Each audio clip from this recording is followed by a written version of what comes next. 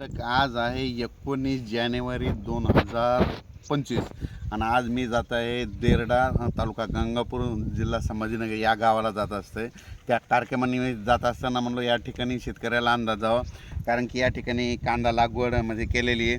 तर राज्यातल्या शेतकऱ्याला अंदाज देणं की राज्यामध्ये सध्या काही पाऊस येणार नाही म्हणून हा अंदाज लक्षात घ्यायचा.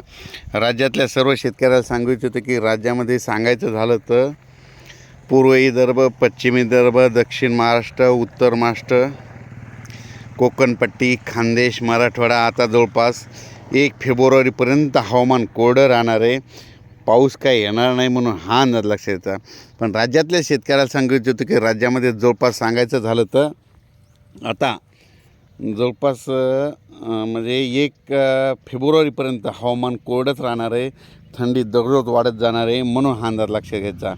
आणि राज्यात सांगायचं झालं तर सध्या तरी पाऊस नाही, धुके धुराळी आहे म्हणून हे देखील लक्षात द्यायचं.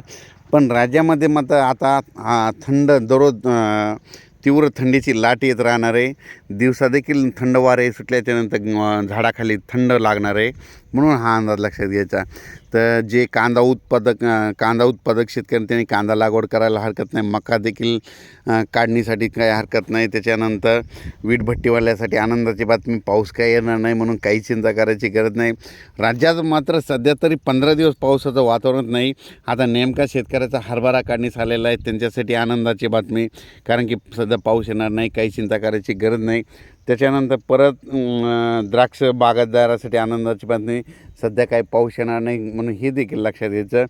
राज्यात आता फक्त थंडी राहणार आहे. थंडीचं 15 दिवस चांगली तीव्र थंडीची म्हणजे 1 फेब्रुवारीपर्यंत थंडी राहणार आहे म्हणून हा अंदाज लक्षात घ्यायचा.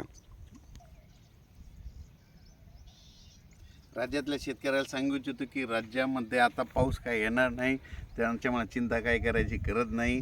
म्हणजे 1 फेब्रुवारीपर्यंत हवामान कोरडं राहणार आहे, तीव्र थंडीची लाट राहणार आहे म्हणून हा अंदाज लक्षात घ्यायचा. अचानक वातावरणात बदल झाला तर लगेच उद्याच्याला आणखीन एक मेसेज दिला जाईल.